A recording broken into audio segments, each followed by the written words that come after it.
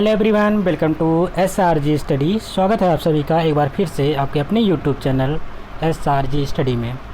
दोस्तों, आज की इस वीडियो में हम पढ़ेंगे यूपी बोर्ड क्लास 8 का साइंस चैप्टर नंबर 2 है मानव निर्मित वस्तुएं।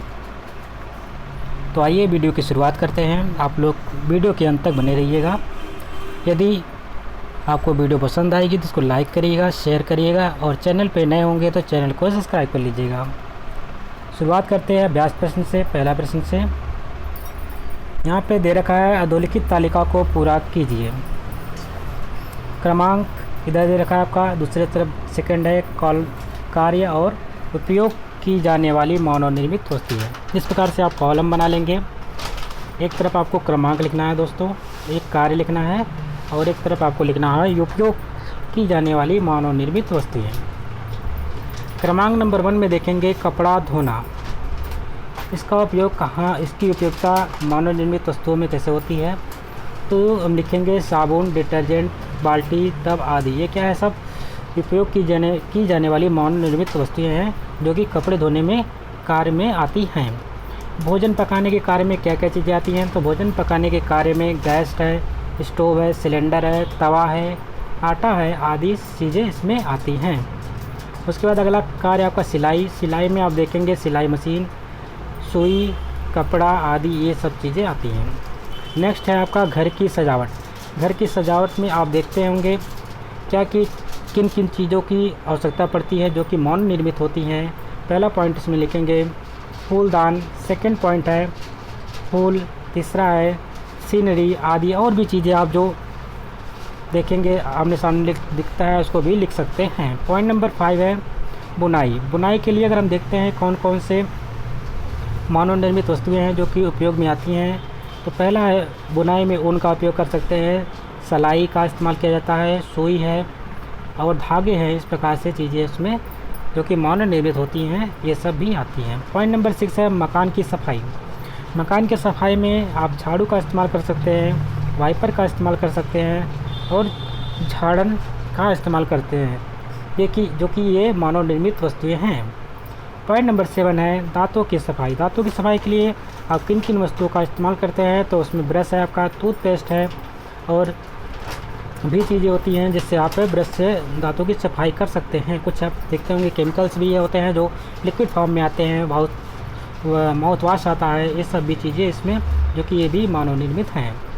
पॉइंट नंबर 8 है नहाना। नहाने में आप क्या इस्तेमाल करते हैं, साबुन, बाल्टी, मग आदि। इस प्रकार से पहला प्रश्न आपका कंप्लीट होता है। देखते हैं सेकंड अभ्यास प्रश्न का पहला प्रश्न है जो कि इसमें आपको बहुविकल्पी प्रश्न देखने को मिलेंगे, जिसमें से एक प्रश्न के 4 ऑप्शन दिए होंगे, जिसमें से आपको एक ही ऑप्शन पर सही का जो सही होगा उसी पर सही का निशान लगाना है। प्रश्न नंबर का पूछा जा रहा है थर्माकोल का दूसरा नाम क्या होता है। वेरी इंपॉर्टेंट क्वेश्चन है, कई बार एग्जाम में पूछा गया है। पहला ऑप्शन है टेफ्लॉन, दूसरा ऑप्शन है स्टायरॉन, तीसरा है नायलॉन और चौथा है डेक्रॉन। तो दोस्तों, जो हमारा थर्माकोल होता है उसका रासायनिक नाम या दूसरा नाम जो होता है स्टायरॉन होता है। दोस्तों क्या लिखेंगे, स्टायरॉन, ठीक है। इसी प्रकार से आप नायलॉन देखते हैं जो कपड़े का होता है, और टेफ्लॉन का हम उपयोग कहाँ पे करते हैं, जो हमारे स्विचेस रहती हैं जिससे हम जो हमारा बल्ब जो बिजली का स्विच बनते हैं वो हमारा टेफ्लॉन का बनता है। तो इसको आप ध्यान से याद कर लीजिएगा। पोषक पौधों का मुख्य पोषक तत्व क्या है। पहला पॉइंट है गंधक, दूसरा है ऑक्सीजन, तीसरा है नाइट्रोजन और चौथा है कार्बन। तो दोस्तों अगर हम देखते हैं पौधों का जो मुख्य पोषक तत्व होता है वो हमारा होता है नाइट्रोजन, क्योंकि जो नाइट्रोजन होता है पौधे ये सीधे नाइट्रोजन के फॉर्म में नहीं लेते हैं, जबकि ये नाइट्रेट के फॉर्म में इसको ग्रहण करते हैं। तो आपको ध्यान रखना है किसके फॉर्म में ग्रहण करेंगे, नाइट्रेट के, ठीक है। फेरिक ऑक्साइड, अगला प्रश्न आ गया है, बैक करते हैं। पूछा जा रहा है कि पौधों का मुख्य पोषक तत्व है, तो पौधों का मुख्य पोषक तत्व कौन सा है।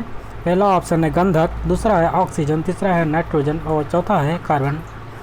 दोस्तों हम बात करते हैं नाइट्रोजन की, तो नाइट्रोजन जो है वो पौधों के लिए मुख्य पोषक तत्व होता है। लेकिन पौधे जो होते हैं ना दोस्तों, वो नाइट्रोजन को डायरेक्टली नहीं लेते हैं, वो डायरेक्टली ना लेकर किसके रूप में लेते हैं, नाइट्रेट के रूप में लेते हैं। ठीक है, याद कर लेंगे किसके रूप में, नाइट्रेट के रूप में लेते हैं।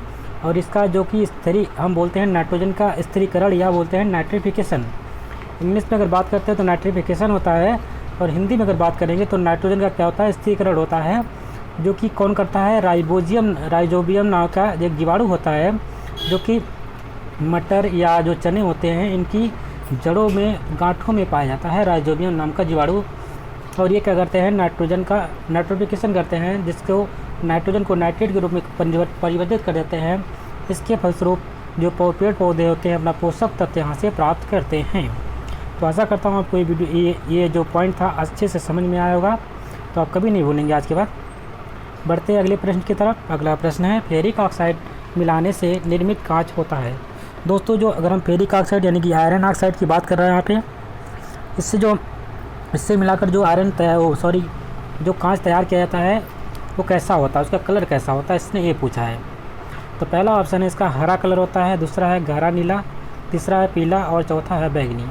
तो दोस्तों, अगर हम फेरिक ऑक्साइड मिलाने से जो हमारा निर्मित कांच होता है उसका राइट आंसर हो जाएगा हरा कांच होता है। अगला प्रश्न है, खिड़कियों में प्रयोग किया जाता है। तो जो हमारी खिड़कियाँ होती हैं, साधारण खिड़कियाँ होती हैं, इसमें किस प्रकार के कांच का प्रयोग किया जाता है। पहला ऑप्शन है कठोर कांच का, दूसरा है क्रोमेटिक कांच, तीसरा है फ्लंट कांच, चौथा है साधारण या मृदु कांच। तो हम खिड़कियों में दोस्तों साधारण या मृदु कांच का इस्तेमाल करते हैं, जबकि जो हमारा फ्लंट कांच होता है इसका हम टेस्ट ट्यूब जो होता है, परख नली होता है, इस प्रकार की चीज़ें जो कि लैब में इस्तेमाल की जाती हैं, वहाँ पे फ्लंट कांच से का इस्तेमाल किया जाता है, क्योंकि ये बहुत ही हाई टेम्परेचर को सहन कर सकती हैं। अगला प्रश्न है, प्रश्न नंबर 3 है, नीचे दिए गए शब्दों की सहायता से रिक्त स्थानों की पूर्ति अपनी अभ्यास पुस्तिका में कीजिए। यहाँ पे कुछ शब्द दे रखे हैं, जैसे कि साबुन है, प्राकृतिक, बर्तन, संश्लेषित और पराबैंगनी। इनको आपको भरना है रिक्त स्थानों में। तो पहला पॉइंट देखेंगे, मेलामाइन का उपयोग प्लास्टिक के खाली स्थान बनाने में किया जाता है। तो मेलामाइन का उपयोग क्या किया जाता है, किसके लिए किया जाता है। मेलामाइन का उपयोग प्लास्टिक के बर्तन बनाने में इसका इस्तेमाल किया जाता है। यानी खाली स्थान में क्या भर देंगे, बर्तन। अगला है सूत, रेशम, ऊन, खाली स्थान रेशे हैं। तो जो दोस्तों हमारा सूत होता है, रेशम होते हैं, ऊन होते हैं, हमारे प्राकृतिक रेशे होते हैं, ये हमें प्रकृति से प्राप्त होते हैं। जो चीज़ें हमें प्रकृति से प्राप्त होती हैं वो प्राकृतिक वस्तुएं कहलाती हैं, यानी कि नेचुरल वस्तुएं, जबकि हमें जो हम स्वयं बनाते हैं उसको हम मानव निर्मित वस्तुएं कहते हैं। अगला पॉइंट है, धूप के चश्मे सूर्य की खाली स्थान किरणों से आँखों को बचाते हैं। तो जो हमारी धूप के चश्मे होते हैं, सूर्य की जो पराबैंगनी किरणें होती है उन किरणों से बचाते हैं। ये पराबैंगनी जो किरणें होती हैं हमारे लिए नुकसानदायक भी होती हैं और लाभकारी भी होती हैं। नुकसानदायक किस प्रकार से होती हैं, ये हमारे स्किन के लिए काफ़ी घातक होती हैं। और जो हमारा ओजोन लेयर होता है जो कि समताप मंडल में है, इसको हम स्ट्रेटोस्फीयर कहते हैं इंग्लिश में। समताप मंडल में हमारा जो ओजोन लेयर पाया जाता है, ये पराबैंगनी किरणों को धरती पर आने से रोकता है और हमें इससे सुरक्षित करता है। सेकेंड, इसका जो हम लाभ की बात करते हैं तो ये पराबैंगनी किरणें जो होती हैं, ये कीटे जो छोटे छोटे जीवाणु होते हैं उसको मारने में सहायक होती हैं। जैसे कि लेबोरेटरी एरिया होता है, वहाँ पे तो पराबैंगनी किरणों का प्रवाह किया जाता है, जिससे छोटे जो कीड़े मकोड़े होते हैं, छोटे छोटे मतलब कि जो जीवाणु होते हैं वो मर जाते हैं। इस प्रकार से हमें ये लाभदायक भी होता है, और भी इसके लाभदायक चीज़ें और भी होती हैं। फिलहाल इतना आपके लिए काफ़ी है। अगला है, सोडियम हाइड्रोक्साइड और वनस्पति तेल की क्रिया से खाली स्थान प्राप्त किया जाता है। तो दोस्तों, सोडियम हाइड्रोक्साइड का फार्मूला क्या होता है, NaOH, ठीक है। सोडियम हाइड्रोक्साइड और अगर हम वनस्पति तेल का अगर हम रिएक्शन कराते हैं तो हमें साबुन प्राप्त होता है। खाली स्थान में क्या भर देंगे, साबुन। खाली स्थान रेशों से बने कपड़े अधिक टिकाऊ और सस्ते होते हैं। तो दोस्तों, जो संश्लेषित रेशा होता है उससे जो हम कपड़े बनाए जाते हैं और अधिक टिकाऊ और सस्ते भी होते हैं। प्रश्न नंबर 4 है। प्रश्न नंबर 4 में पूछा जा रहा है, संक्षेप में उत्तर दीजिए। प्रश्न नंबर का है, प्राकृतिक एवं मानव निर्मित वस्तुओं से आप क्या समझते हैं। उत्तर में लिखेंगे, प्रकृति से हमें प्राप्त अनेक वस्तुएं प्राप्त होती हैं। प्रकृति द्वारा प्रदत्त वस्तुओं को प्राकृतिक वस्तुएं कहते हैं, जैसे कि पहाड़, नदी, समुद्र, झीलें, मिट्टी, वायु आदि। जो वस्तुएं मानव यानी कि मनुष्य द्वारा निर्मित की जाती है उन्हें मानव निर्मित वस्तुएं कहते हैं, जैसे कि वस्त्र, कृषि यंत्र, मकान, साबुन, सीमेंट इत्यादि। प्रश्न नंबर खा है कि नहीं 4 प्रकार के कांच का नाम लिखिए। इम्पोर्टेंट क्वेश्चन है, इसको याद कर लीजिएगा। कांच के 4 प्रकार निम्नलिखित हैं। पहला है साधारण या मृदु कांच, सेकेंड है कठोर कांच, थर्ड है फ्लिंट कांच और चौथा है क्रोमैटिक कांच। प्रश्न नंबर का है पॉलीथीन, टेफ्लॉन, एक्रिलिक तथा बेकेलाइट के एक एक उपयोग लिखें। पॉलीथीन का उपयोग थैली बनाने में, टेफ्लॉन का उपयोग नॉनस्टिक बर्तन पर उष्मा प्रतिरोधी परत चढ़ाने में, एक्रिलिक का उपयोग कार एवं ट्रकों की खिड़कियों में और बेकेलाइट का उपयोग बिजली के प्लग, स्विच, कंघी, पैन और हत्थे बनाने में किया जाता है। प्रश्न नंबर घ है साबुन और अपमार्जक में क्या अंतर है। तो उत्तर में लिखेंगे साबुन तथा अपमार्जक में निम्नलिखित अंतर है। एक तरफ आप लिखेंगे साबुन, दूसरी तरफ लिखेंगे अपमार्जक। साबुन में पहला पॉइंट देखेंगे, यह वनस्पति तेल और सोडियम अथवा पोटेशियम हाइड्रोक्साइड की पारस्परिक क्रिया द्वारा बनाया जाता है। जो दोस्तों हमारा साबुन होता है ना, वो सोडियम हाइड्रोक्साइड या पोटेशियम हाइड्रोक्साइड KOH को अगर वनस्पति तेल के साथ हम परस्पर क्रिया कराते हैं तो हम साबुन का निर्माण करते हैं। जबकि हम अपमार्जक की बात करते हैं तो ये पेट्रोलियम हाइड्रोकार्बन से बनते हैं। सेकेंड है साबुन में देखेंगे कठोर जल के साथ साबुन एक सख्त पदार्थ बनता है और इस प्रकार ना तो झाग बनती है ना ही सफाई होती है। तो हम जब भी कठोर जल के साथ साबुन को अगर हम रगड़ते हैं, रिएक्शन कराते हैं, कोई कपड़ा वपड़ा धुलना चाहते हैं तो क्या होता है कि ये सख्त पदार्थ बना लेता है। इस प्रकार तो ना तो झाग बना पाता है ना ही उसकी सफाई कर पाता है। और हम अगर अपमार्जक की बात करते हैं, ये कठोर जल के साथ भी आसानी से झाग बनाते हैं। इस प्रकार कपड़े सुगमता से साफ हो जाते हैं, जो हमारे अपमार्जक होते हैं। अगला प्रश्न है मृत्तिका क्या है। उत्तर में लिखेंगे उच्च ताप पर पके हुए बर्तन अर्थात पकी हुई मिट्टी को ही मृत्तिका कहते हैं। जैसे आपका घड़ा हो गया, सुराही हो गया, आपके गुल्लक हो गए, ये सब परई और जो होती है आपकी, ये सब मृत्तिका कहलाती हैं, क्योंकि उसको उच्च ताप पर पकाया जाता है। इस प्रकार से जो बर्तन पके होते हैं वो मृत्तिका कहलाती है। प्रश्न नंबर नेक्स्ट है संश्लेषित रेशे क्या हैं।